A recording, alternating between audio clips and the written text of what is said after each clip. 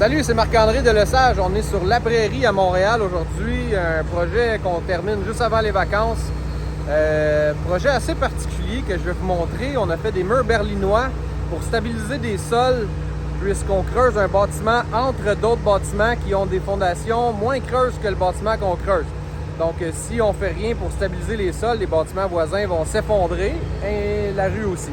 Donc je m'en vais vous montrer ça. Bon, fait que c'est ça que ça ressemble. Ici, on creuse un bâtiment 10 pieds de creux. On a un bâtiment là-bas que c'est le bâtiment en bas là-bas. Ça, c'est fondations. C'est des fondations de 5 pieds. Donc, si on avait creusé 10 pieds de creux d'un coup, ce bâtiment-là, ce serait effondré. Lui, il est pas si pire. Il y a des fondations de 6 pieds, puis on creuse moins creux juste à côté.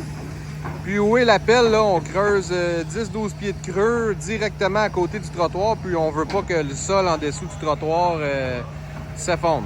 Donc ce qu'on a fait, c'est ce qu'on appelle des murs berlinois. Je vais aller vous montrer ça de plus proche. Bon, donc ça c'est un mur berlinois. Il y a différentes façons de le faire.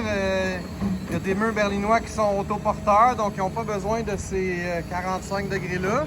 Mais ici, le roc n'est pas assez loin pour faire un mur berlinois autoportant. Donc, le principe que ça marche, un mur berlinois, c'est qu'on s'en va planter des H-beams jusqu'au roc. Si le roc est à distance respectable, sinon on n'est pas obligé de se rendre jusqu'au roc. C'est l'ingénieur qui décide ça. Puis ensuite, on va aller creuser des boîtes qu'on appelle. Donc, c'est entre chaque poteau, il y a 8 pieds, puis chaque boîte a 4 pieds.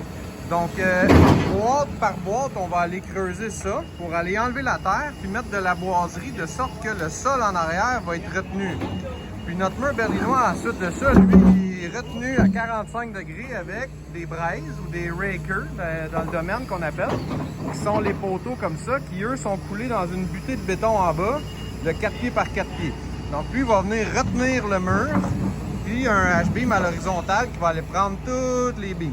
Donc, toute cette charge-là de terre est transférée en arrière du bois qu'on a mis, puis retenue par ces morceaux-là, de sorte que les fondations de cet immeuble-là ne s'effondreront pas.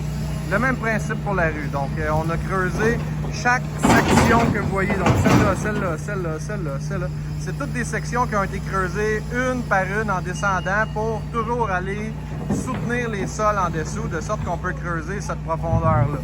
Quand le bâtiment va être coulé, on va venir remblayer tranquillement. On va couper les beams en dessous du niveau du trottoir pour que le sol soit jamais remis en jeu.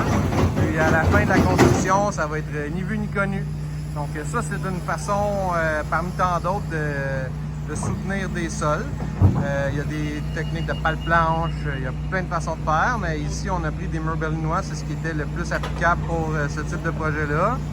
Puis dans ce cas-là, ici, le bâtiment était assez loin, donc on a fait les pentes conformes aux normes de la CNESST, donc 4 pieds 45 degrés. Aucun danger, même principe ici. Donc notre tranchée est 100% réglementaire, puis conforme au plan d'ingénieur. Et voilà! Salut!